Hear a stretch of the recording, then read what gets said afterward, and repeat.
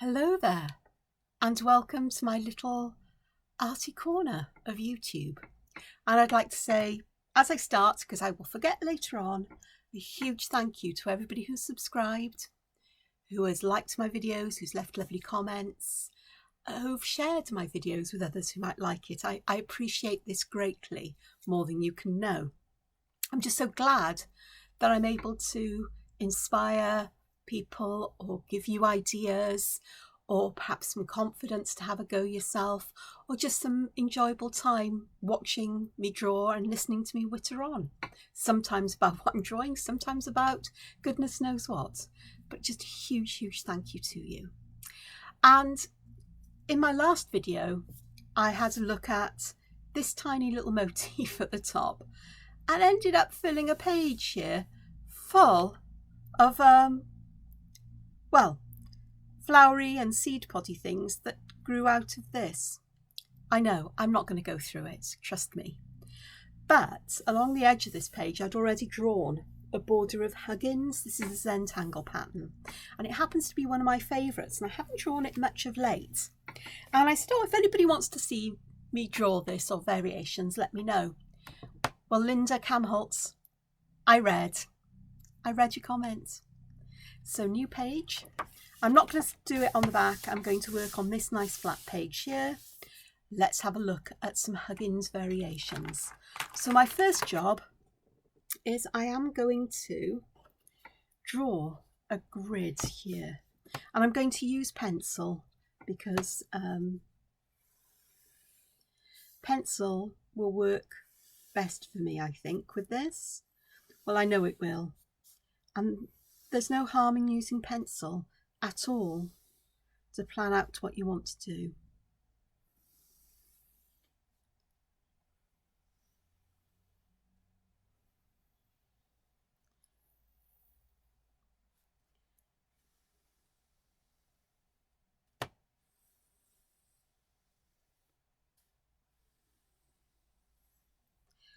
Yeah, you're wondering what I'm doing, aren't you? I've gone quiet because I'm sort of vaguely concentrating on what I'm trying to do here, to be honest. And what I've done is that I've created one big grid, kind of, and I will just top, bottom, and I think I'll let the sides run off this way, to be honest. So I'm just going to extend these lines roughly level. It's not important if they're level or not. And I'll let this one perhaps run off the page. I may not go all the way up to there, but we'll see. I wanted a fairly regular grid, and I may actually come out over here and work because it depends how quickly I get this done. And you're going to have to put up with dappled sunshine. I need sunshine again today. I'm so tired again. I had a broken night's sleep, but I didn't think it was that badly broken. Okay, so Huggins is a really interesting pattern, and it starts with a grid of, well, I'm going to put circles in because that's what I'm going to do. I'm going to leave them open because I may change some of these as I go along, perhaps. I'll come back and do the wobbly side in a moment. It's a pattern, I don't know what it is about it that I just love. I do have a great love of quite geometric, organised patterns, despite the fact that most of the work that you see me do, or I seem to do, are flowers and seed pods and leaves and tentacles and chicken drumsticks. Yeah, I'm still laughing about that yesterday. I cannot erase that from my mind, not even brain bleach is working. Crazy. I'm roughly making these on the regular grid about the same size because, well, makes sense. What I am going to do with a couple of the rows in a moment is I'm going to go back. Let's do half of them this way, and I'm just going to, a little less than half, where I'm going to just make these circles a bit bigger by drawing an aura around them. And it doesn't have to be perfect, because the beauty of working with patterns is that very few people will go up to them with a microscope or a magnifying glass and look to see if everything is exactly the same. It's the overall impression. And by the time you've added colour or shadow or interest, other patterns to this, nobody will notice the difference. No one. Oops, that's a strange one. Okay, let me just, and this bottom one then, some of the way along, I'm going to add a third aura, and we're going to have stupidly huge, well, they're not stupidly huge, but they're just huge circles here. Now I have options for this, don't I? Well, I might as well do the 2 rows.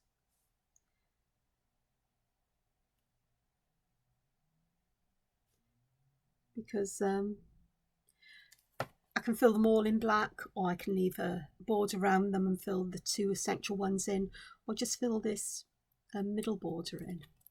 Let's go to the slightly crazier border here, and I am going to change the size of my circles, sometimes to smaller, sometimes to a more medium size. And I'm trying not to make it a regular kind of thing, so that there is variation with these as well.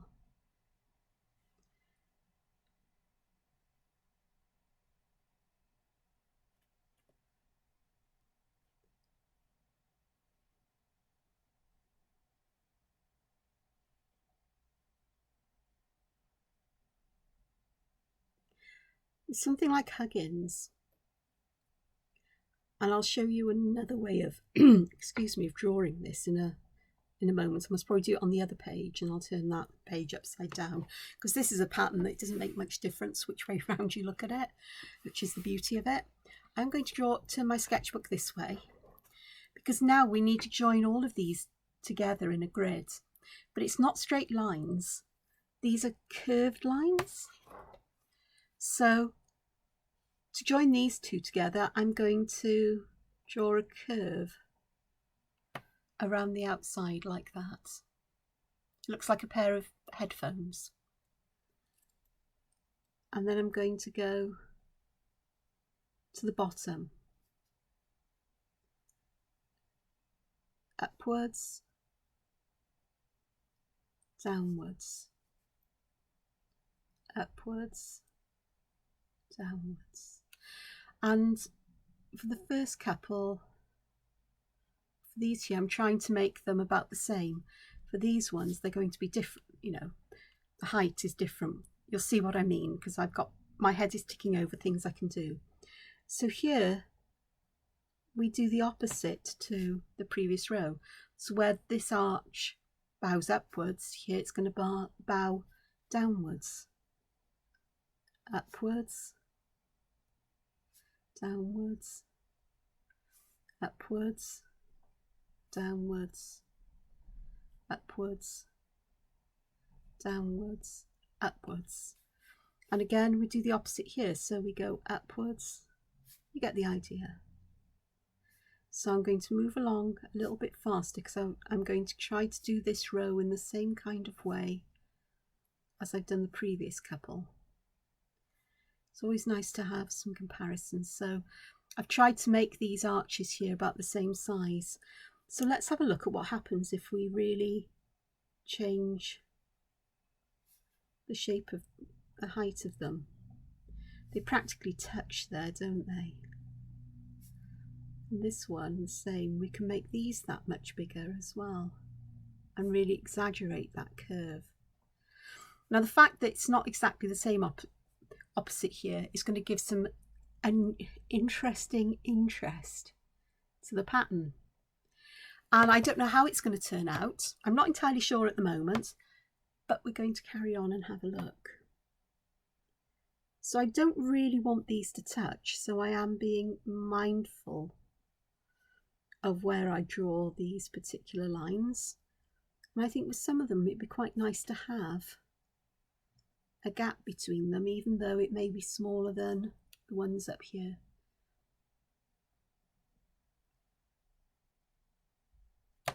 So I've got that.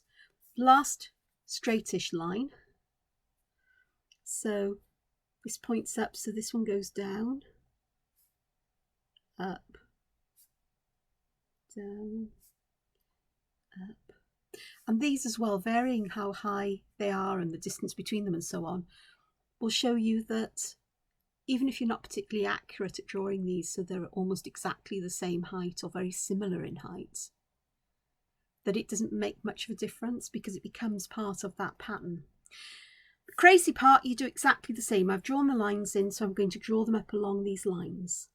Now there is a way of drawing Huggins where you don't draw lines in, and that is quite a lot of fun because you really go to town with the sort of like randomness of the connections, but it makes this lovely distorted pattern as if the pattern's made from elastic. So let me just zoom along over this. Reminds me of the kinds of elastic sort of like sheets with grids on that are used to demonstrate the effects of gravity by putting a big, a heavy ball in the middle of it, and you can see how space is distorted. The grid represents space, and you get that distortion from these huge gravity wells represented by the heavy ball. Oh look, I missed one out there. Well spotted, Angela.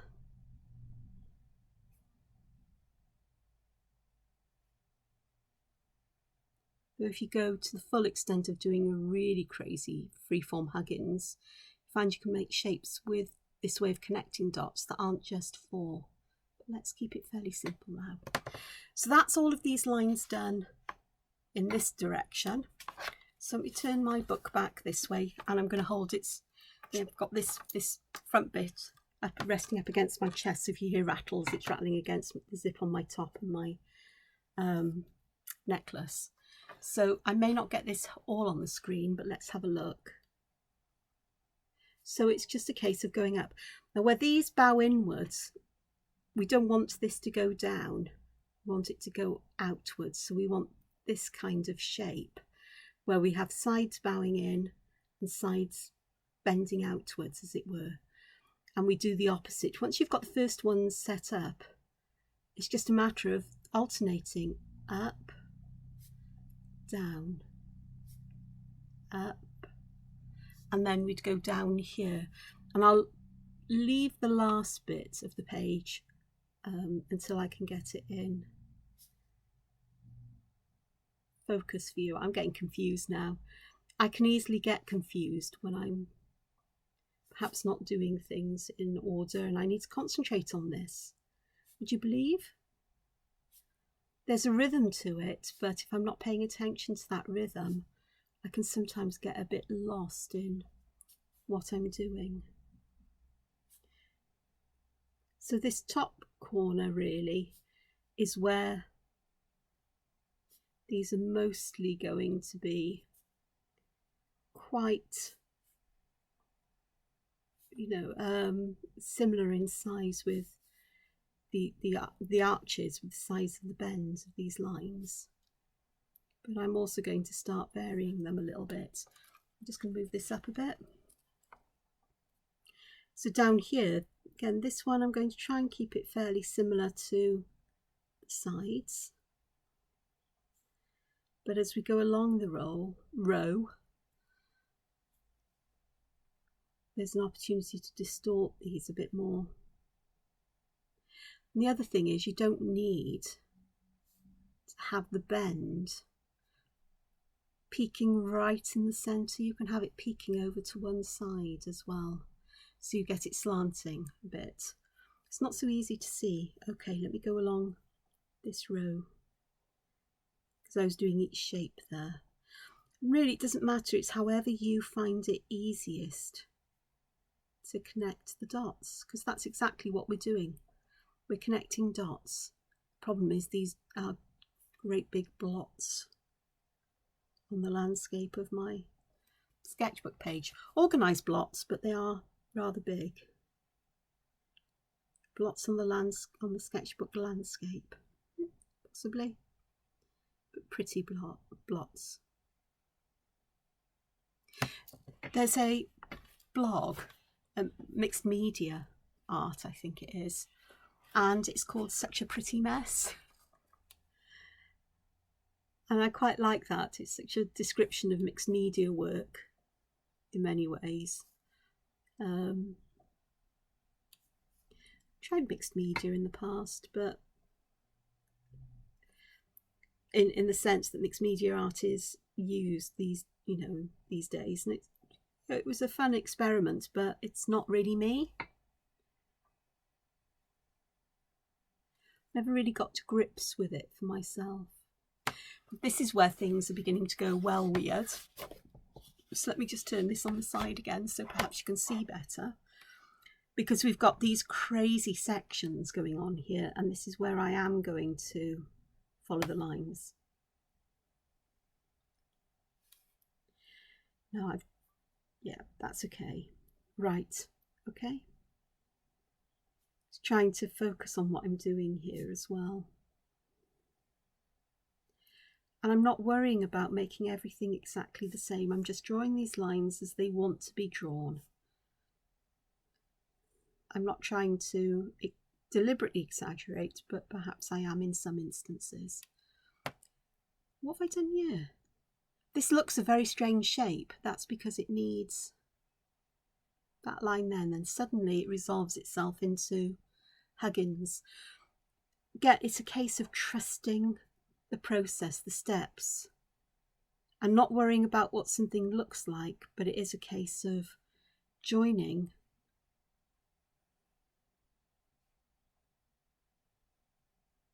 the dots. And I now have a completely, totally crazy page with the basic skeleton of Huggins. The last thing I'm going to do is I want these falling off my page. So I'm going to draw these lines right up to the edge of the page here. For this, I've used an 05 micron. So quite a thick pen when it comes to Zentangle, but it's actually quite fine in comparison to the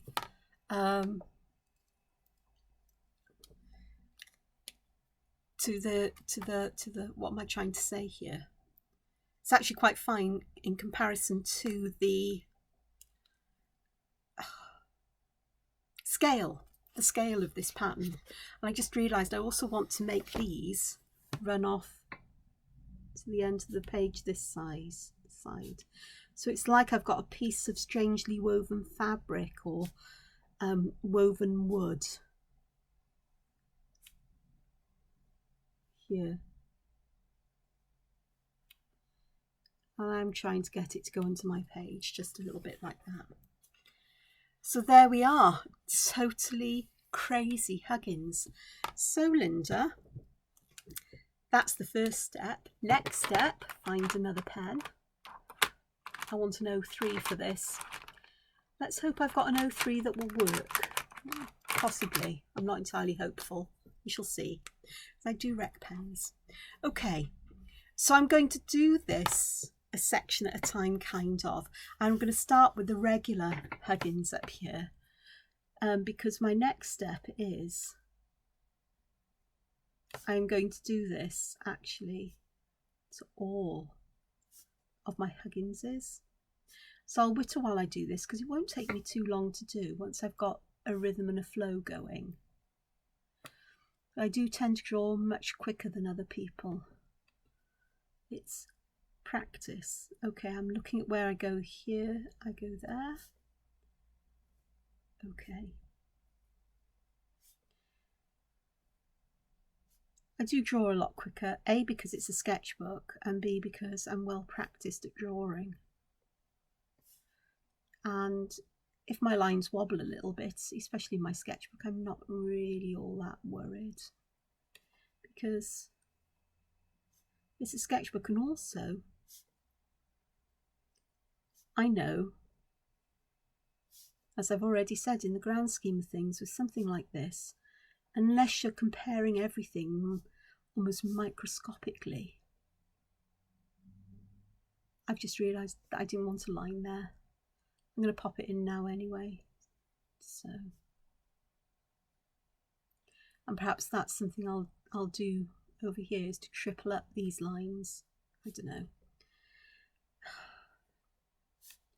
Yeah, so as I was saying, individually, if you look at one of them, you might go, oh, that was a right disaster. Like this one, it's got much narrower there. But overall, you'll barely notice the difference, and even that one mistake there will disappear, hopefully, into the rest of everything. And no doubt I will make it disappear, because that's a challenge now for me, to work with that line and to see where it leads me. Because sometimes these, what seem to be little mistakes, aren't really mistakes. They're more like opportunities to explore something in a different way. Well, if you saw yesterday's video, I certainly did that. As there were some of the variations that I built from that initial motif that I really wasn't happy with. But as I went along, I got ideas and a better understanding from some of my other drawings. And I went back and altered them to make them feel better to me.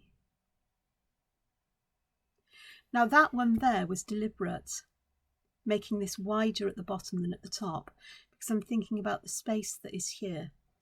Hard for me to think while I talk, but it was rattling through my brain. When I slow down when I'm talking, you know, I'm thinking at the same time. So this is something I'm going to pay attention to perhaps a bit more. This one, that was a really awkward shape right in the middle. But again, I've just created a bit more space at the ends here perhaps. I'll do that again because I quite like that idea.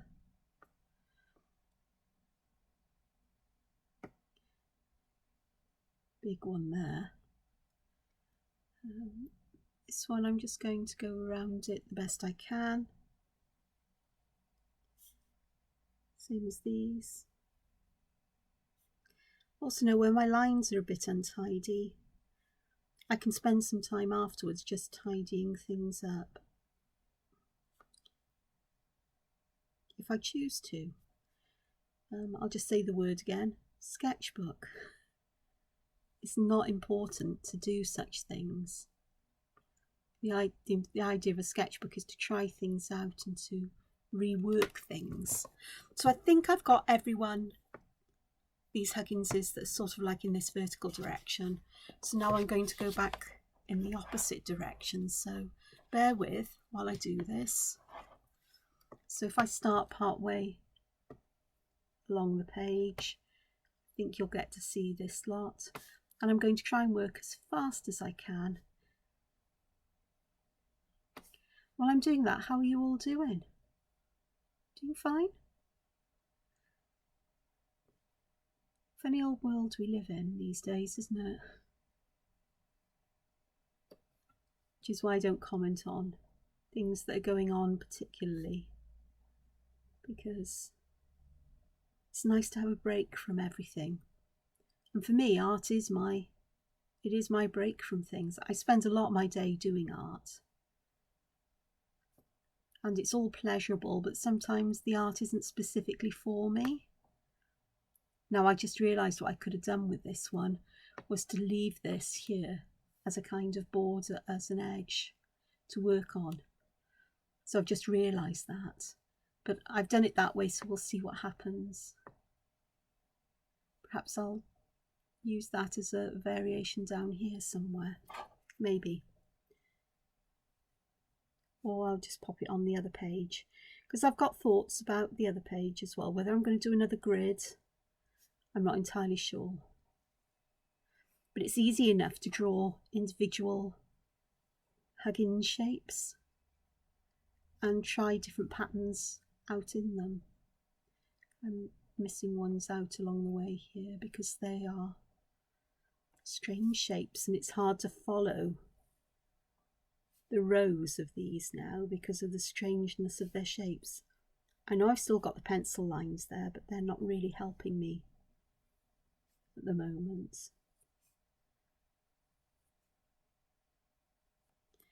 This tiny little one here.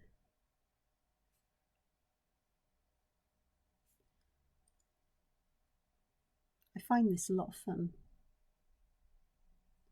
It's unlike me to tackle something on such a big scale either.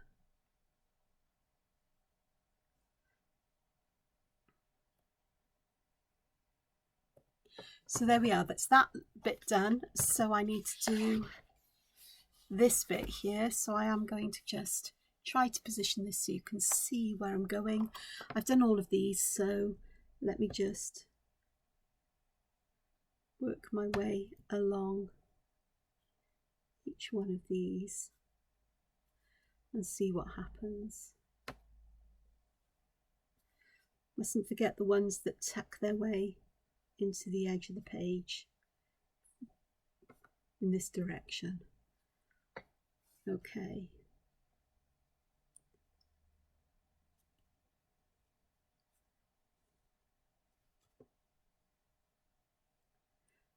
Do you find art is your solace? A place of peace and calm where you can put aside the world for a while? I say art, perhaps creativity might be a way of saying that, because not everybody arts who watches this, I'm sure. But whatever your creativity is, I know some people find it in colouring books. I've got a friend who finds cooking and gardening their solace, their form of creativity. And walking. I know others who love things like diamond painting, playing music, writing.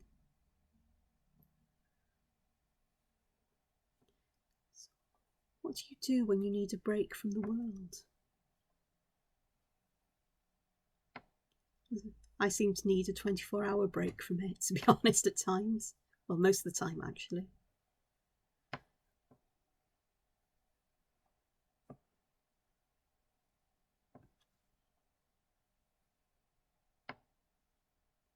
It got so warm up in my studio area is upstairs in my house. The windows face south, which, you know, is why we've got dappled lights and hopefully not changing light here. So if I had the voily curtains are drawn just to dim the sunlight down a bit, which seems a bit mean of me when I need sunlight, but there's enough coming through. And it just gives me that boost. And what was I going to say? But if it was fully open, the sunlight would be streaming in here and I wouldn't be able to see my pages at all well. Right, the other thing I want to do is I want to do something with these that are on the edge, because with a single line on them they look unfinished. So I'm just going to put a second one of these around and curl it under as if we've got, almost like it's burrowing into the paper, I suppose. Or that, yeah, that this is going under the paper. I'm going to have trouble getting it right. These are right up to the edge because some of them are right up to the edge of the paper. And as you know, I don't like working on the edge of this book easily because of the difficulty in placing my hand because it's so wide. And that doesn't help me with the the ease of drawing this. So if I just move myself back around a bit, you can see that I've got a glimpse of the mat I'm working on here. I've got a lovely blue silicone mat out here, which isn't all that slippery, but it seems to want to slide today for some reason. So yesterday it got really warm up here, and I was worried about my computer getting overly hot, and so I had to use a fan. Okay, so I could do with that today because it is quite warm up here. But the fan is rather loud and you wouldn't hear me, so, and I haven't got the organisation in my brain to be able to do things like voiceovers and whatever, so you get this uncut as it is. Right, it's time to fill some of these in. So I'm going to start with the section up here where things are fairly regular and even, and have a look at a couple of different patterns that I like. The one on the previous page is drawn like this, where I draw a V shape from the top, a V shape up from the bottom, leaving a gap between them, and then one inside and inside each. And I like to curve the edges of the V shape in. It seems to add to the sense of volume of curvature of this bit. And then it's the same for each that we do. And what you do with that inner triangle is entirely up to you. I'm leaving them blank for now, because if I started shading them in black, we'd be here for a month of Sundays watching me do that, and it's bad enough I've just drawn the whole of the grid with you instead of cutting off. Now then, up here, the top here, we don't put one here. This is the end of the pattern. This is the end here. End. So we don't carry on filling detail in. This is where it stops. This is where it's anchored, or the mesh is anchored to the page just there. But I am going to do just a couple more here, so we get an area of them, like so, and perhaps just this one. So that is one of my favourites. I do have to say I really like that one, and I will just, let me get a thicker pen, the Tombow for Denisuke.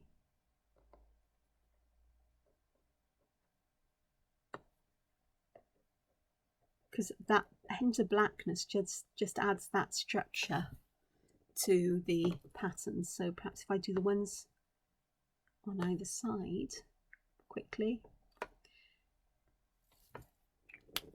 then you get that kind of idea going on. It's easy to add a variation here. We could pop a circle in the middle, but I would draw this circle, perhaps the little bead in or little seed in first, and then draw these shapes to them. Let me show you. So if I pop the seed in first, or the circle, then the seed in the middle, and then draw these shapes in like so. Because you don't have to colour these V shapes in with black. You can shade them with lines if you wish, which I've just done with a couple there. And I did with this one. It's quicker than trying to colour them all in black. So I quite like that one as well. And of course you don't have to have that shape circular. You could have it more of an oval shape.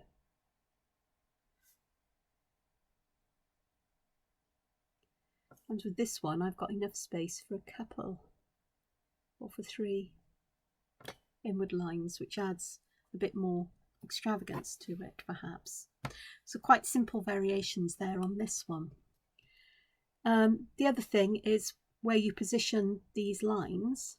So just for us, just simple variations, we can put them very close together, like so, or we can start them right from the outside edge there, and then we've got an opportunity here where we create like almost like rice shapes there, and then we've got the opportunity to actually do a Tripoli version of Tripoli in there. It's quite fun actually. We do that on another one next door. So I'm going to pop that in there, and then I'm going to draw from the corner to the centre, from the centre to the corner, and then I'm going to pop a rice shape there. So I'm going to pop a rice shape, corner, corner, and then I can just pop another circle in there perhaps. So that was such a big area. I'm not quite sure that I've done the right thing with that kind of rice shape here, but you get the idea. I think I'd try to just make that much shallower. It takes up a big area.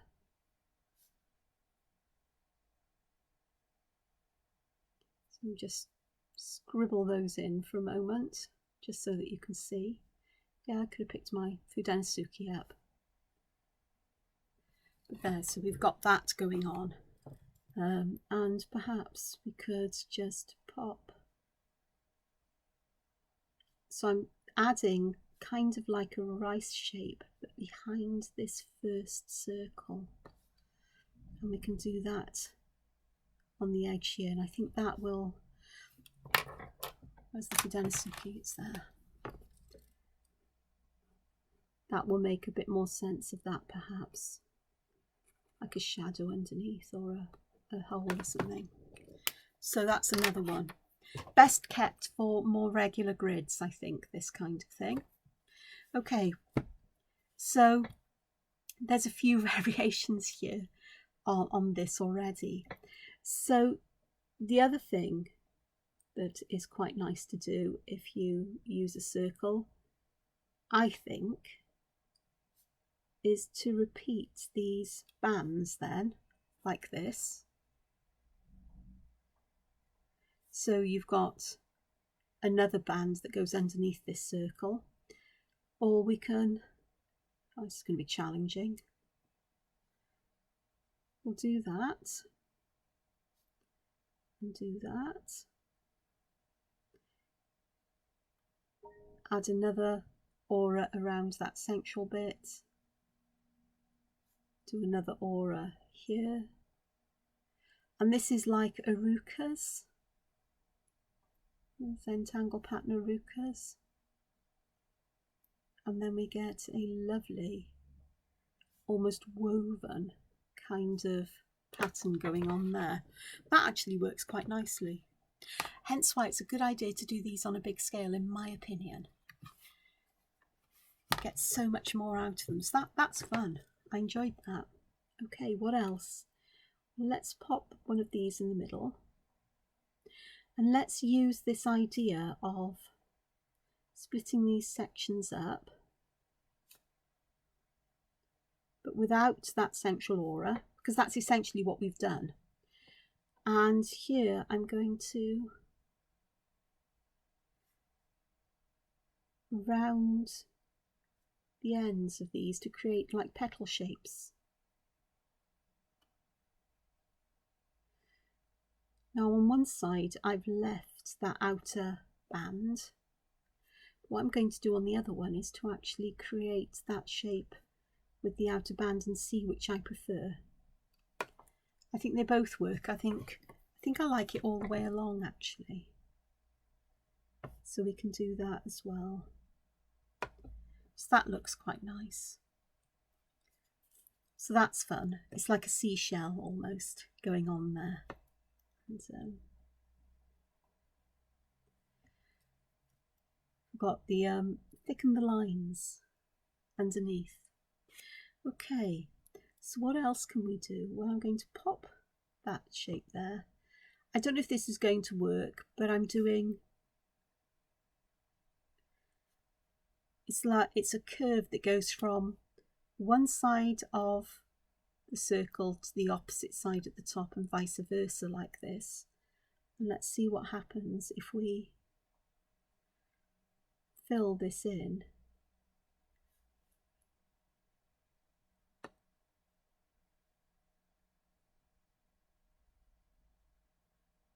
Fine lines like that. That's interesting. I'm not sure whether it works or not. I think it might. It always feels better if you put a distinct circle in the middle, and perhaps thicken the outside line a little bit so you've got that definition going on and some shadow. Wouldn't have thought of that one. Don't know where that one came from, but it's fun. Okay, simple things. It's always fun to fill these with spirals. I'm using just a black pen, but this could be fun if you had a grey or a brown or some other colour. Grey would be quite nice because it would fade. It would become more of a texture, and it would be there but subtly. And of course I don't have a grey pen to hand, I don't think. If I went hunting for it, you'd have a lot of rustling and rattling and harumphing. And I think today, I just prefer to get on with this. I'm quite late starting today. It took me a while to get my backside into gear. That's a polite way of saying what I'd normally say. But really slow today to get with it. I'm not really with it yet. So that's nice. And of course, my favourite filling pattern. Well, the one I use a lot.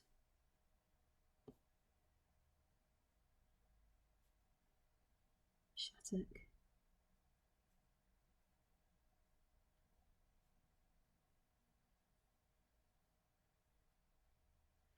So this one I'm going to fill in just there like that.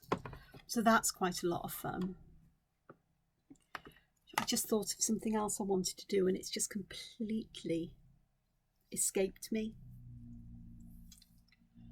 What was it?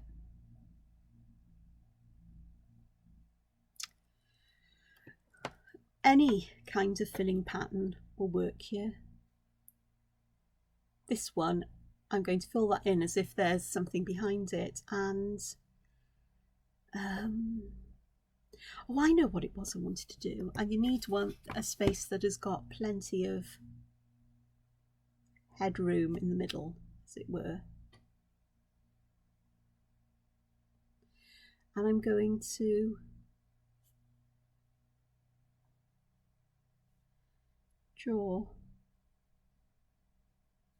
Now there I extended it, this side I've left it the same kind of size as the others, just as a comparison of what we could do.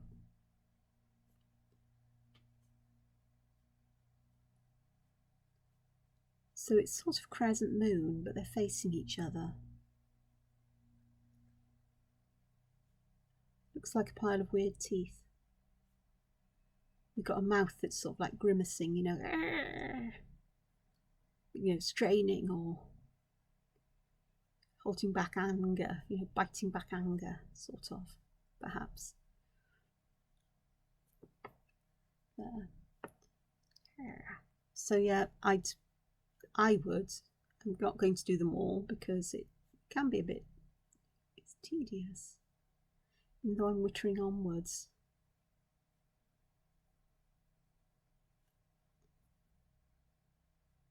So I'm aware of the time this is taking.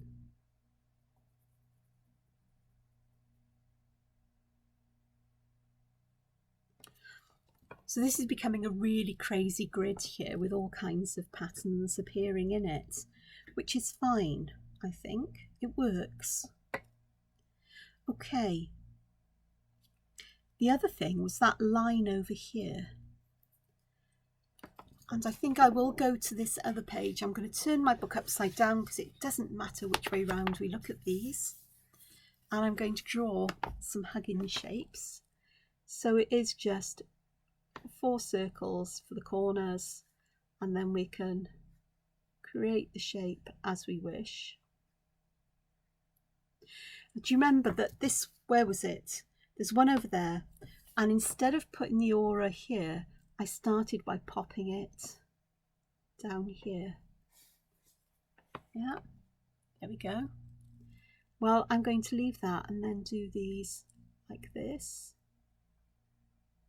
then this, and then this, and I think we can fit another one in there. So we've got a kind of weaving going on. So that is really quite cute. Let me just draw another one, perhaps more space between it.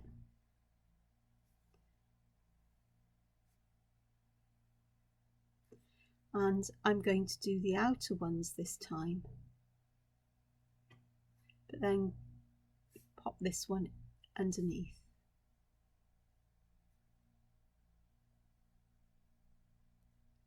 So we get the same kind of pattern, but it makes use of that line. Now I've actually created almost the startings of a grid here. So if I do this here, I'm beginning to think this might have been a better way for me to deal with Huggins, is to draw these shapes and fill them in that way. So I'm going to pop this around, and then I'm going to do this. I'm going to put one down the middle, this, a straight one across the middle, and then I'm going to start bending them upwards like this. And then we've got that grid there, which is it's going to have an op-art feel to it. Bigger pen. And we can fill it in like a checkerboard, which is a Zentangle pattern called Knightsbridge.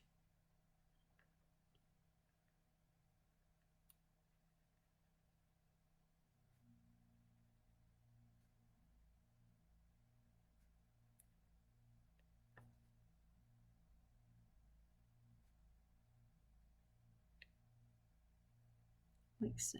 Oh, I'm getting confused now. It does make your eyes go a bit wonky, but you just keep going, and if you're not sure where to go, just think, hang on, where's a corner of this? Let me move out diagonally from the corner. So where the corners join in. So we end up with that. Now in a whole structure that is going to be pretty confusing.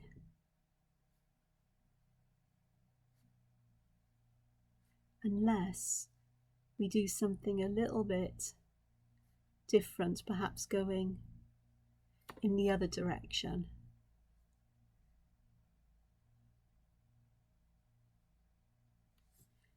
So that we have borders here, and that will help then with, yeah, I'm drawing this in a strange way. You get the idea. So we could have the Knightsbridge one here.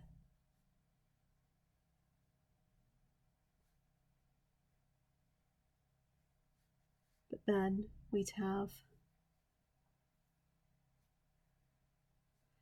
a blank one here to space it out.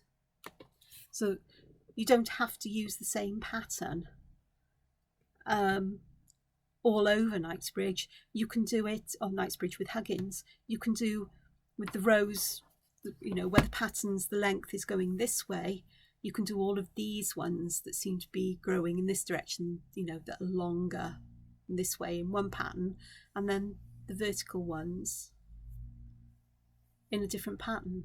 Or you could change the patterns gradually, sort of like change a pattern from one into another, in the way that, you know, I started off with something that was quite basic here. We could start off just with this and then add the next layer, and then gradually change it as you go across. So you get that, the evolution or the morphing of one pattern into another.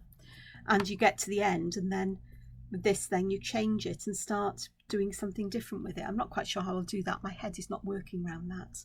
So let's have a look at some others on this page and see, because it is getting confusing over there. How am I going to show this in a picture? Because I've gone long and, oh, I don't know. Today is one of those days where I'm just not going to worry about it. I'll just tell people, go look at the video. Okay, other things we could have in here. Personally, I always like these borders in. I think it helps to separate these shapes one from another in a way that this is a bit confusing thanks to having no border on the Knightsbridge, but of course you could put one in. It depends on how wide you make these spaces, because we could make them really wide, like so.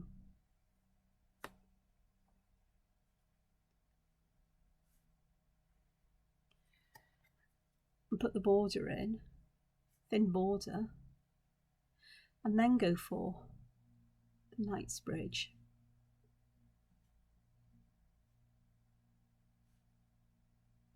Don't forget to bend those lines so they eventually, bit by bit, until they match the curve here. And this will be bent, but not as much as the outside curve. So that would create that kind of shape. And of course then we could do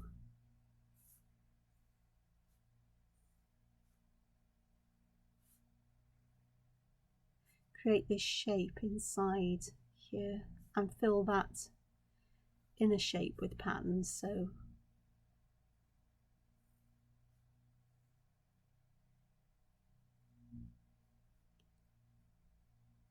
like that, and Knightsbridge as well.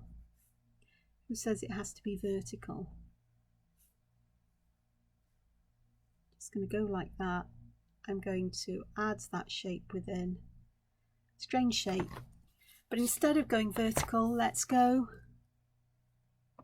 diagonal.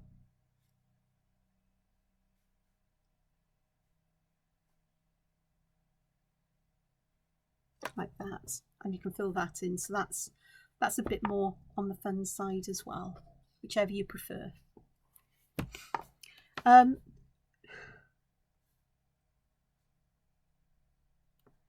Yeah, I'm just going to draw another one. This is by no means exhaustive, but I think you've worked that one out. I did want to draw that inside shape there.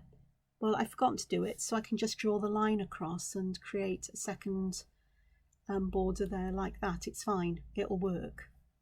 It's as long as it's consistent across the pattern, it will work as a pattern. And if it's not consistent, well, you can always just create those corner spaces as if it's deliberate. Something like Sandstorm, Swirl would work nicely. This is where we draw shapes like this, which you couldn't see, and draw over them like that, and again, and where they overlap we can just draw repeats in like that, and then add another one like this. My hand's really in the way today. I haven't set my camera up quite right. I don't leave my camera set up because it just takes up so much space, but you'll see. And then just the last bit in the corner there. So any shape, any pattern like this will work nicely. Try working from this direction. You'll see more if I do it this way. Okay, perhaps. Yeah, I think you will.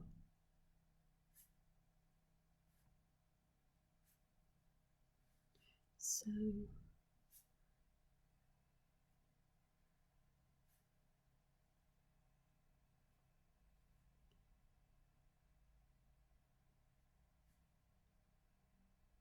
really do quite like that shape there.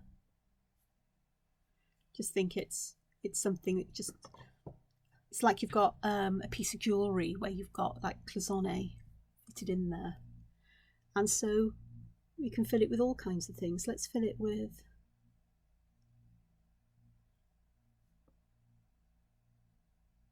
circles.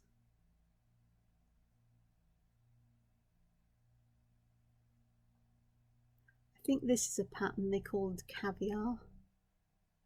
So a circle within a circle.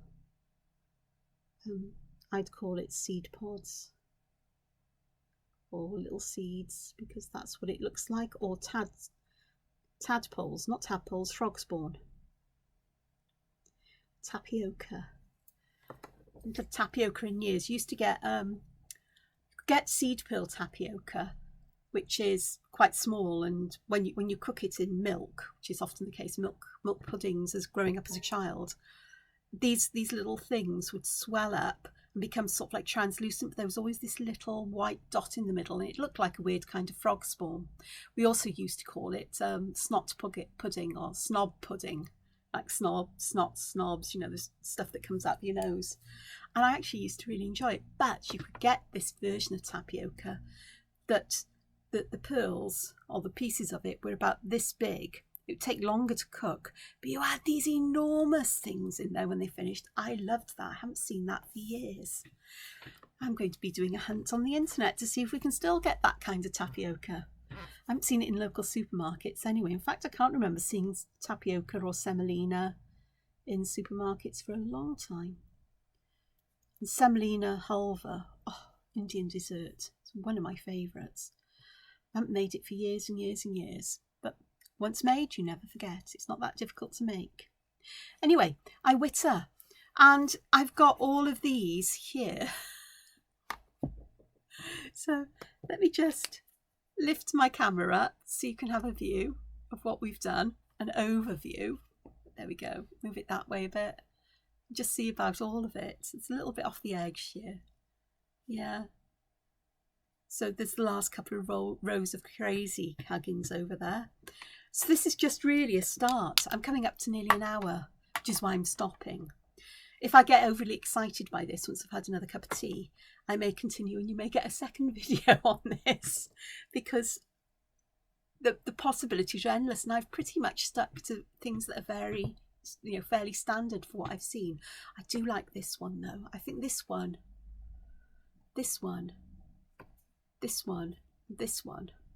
as well as these, are my favourite. I particularly love these ones that have these black blobs that look like eyes. I don't know why I like these. Seeds, I'm going to call them seeds. Eye seeds. But these are fun as well. I know I haven't coloured them in black, but you know they're going to look very graphic when you do that. Or you could use colour. And these will come to life again when you use shadow and colour. Or shadow or colour. But I've spent an hour already. And yeah, I know. If I hadn't shown you all of this, I'd have got more of the other stuff in. Well, I've got this done now, so if you want me, I'm going to put this out here. If you get to the end and you want to see more of these variations, drop a comment and let me know. And I'll do some more Huggins variations at the weekend, most probably. I'll give it a couple of days, give people a chance to recover from this one, and to perhaps try some of these ideas out. And more importantly, the way of thinking is, I thought Knightsbridge would be a good idea, but I forgot that it would go all the way up to the edge. So I need a border there. How can I get those borders? Well, I could do a different pattern going in the other direction, perhaps with a border around that would separate them. But what about if I did the border first and put Knightsbridge inside? What about if I twisted the Knightsbridge on its side, you know, so we're doing it diagonally instead of vertically? That has a more playful, they both have playful feels once you've put black and, you know, you've got the black in there. But sometimes the diagonal feels even more playful because you feel it should be sort of very square and organised, whereas this, I don't know why, it just feels more playful. I do like these ones here, and the other one I wanted to do, and I'm going to do it in this one, is Betweed, because Betweed has, I'm not going to do it in that one, I'll draw another one quickly. I always do this, don't I? Where I come to the end of a video and an idea pops in my head, and I don't know if you're like me, but if I don't act on it straight away, then I will just forget what it was. But I love Betweed. So I'm going to go this way with Betweed, and then I'm going to get this weaving going on. So I've shifted my position, so I hope you can see. I'm trying to move my pen, my hand at my pen, so you've got more of a chance of seeing what I'm doing. So I am just going from corner to the centre, or centre to the corner here, and creating this lovely woven pattern. Now my problem is that I've got this big gap here, so what I'm going to do, I'm going to turn it around. Now I could leave it like this, but I quite want to carry on with the tweed. I could start my first stroke here. I could, which is the same as the bottom, or I could start it here. I'm going to start it here because I just have a feeling that that might work its way through. I don't think it actually makes any difference thinking about it. But there we are, it's my betweed. I just wanted to do that because that is one of my favourites. And with that one, again, I think I'd really want to put this border on it. It's because I'm going from there over there, so I get two sections where I get to do betweeding. I think traditionally if you start on the left side, you always do the left side. But I started on the right for that one, and I'm not sure if it makes much of a difference. I don't think it does. But there we are, so one more. And I haven't even done leaves, flowers, stars, weird pebbles and zeppel. You name it, any pattern you can put in there, you can. And most probably a few of my own, my favourites. I'm sure we could turn this into a weird seed pod. I'm almost positive I can. It's 1 minute and 51 seconds. Let's have a look. Let's see if we can pop a seed pod. Turn this into a seed pod. Got to have a seed pod, haven't we? And I am going to pop that there. And I think what I'm going to do is, that's lovely. I like that just as it is. It's very Egyptian in feeling, like lotus leaf columns. I'm going to leave that one. Like so. That really is. Just some V shapes like that. I liked it as it was originally, so before I forget that as well, let me just slap it down again.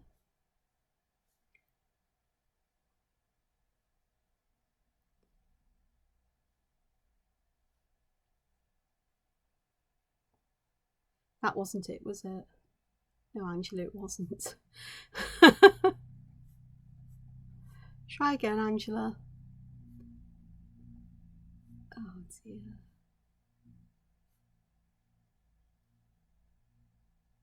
That's right. So I went from the centre down, because I was trying to make a seed pod, and I ended up with something that was quite Egyptian in feel. So I'm going to do those little sections in there, which isn't exactly what I got there either. See? Once you start, you can't stop. Okay, outside edges, seed pod shape, there like that, and that worked nicely just as it was. Okay, so seed pod shape. Oh, let's move that down where you can see it, hopefully. Seed pod is shape established. So let's get the seed poddy thing going on then. So I'm going to draw that seed pod shape so the outside edge of it grazes my borders. I am going to aura inside, like so, and then I can pop my seeds in there. The other thing I can do is I can add some auras at the top as if there really is a seed pod stuck inside or behind it. So there you are, one seed pod in a Huggins. Let me just move this down so I can get a lot of this on my picture, and then it'll be fab then for me to use as my post. Right, just move this over, and then I can perhaps get, well, it's mostly not going to be on the blue, so I think I'll just have to accept that. Or will I? No, I can move it over. Now you've got me fussing around. There we are. So, Linda, have I tackled it well enough yet, or do you want me to carry on? And do the rest of you want me to carry on at another time? For now, I need more tea. It's midday and I need to sort this out, and I've got other things I've got to do today. So I hope you've enjoyed this. I hope you've enjoyed my randomness, and just let me know in the comments below. Oh God, that rhymes. Let me know in the comments below what you think, if you enjoyed it, if you're going to give some of these variations a go, if you've got other variations you like of Huggins that I haven't done, or perhaps you think I haven't seen or done, let me know. And if you want to see more of this, also let me know. Until I speak to you again, take care, look after yourselves, and above all else, find time to be creative. Bye for now. Hwyl.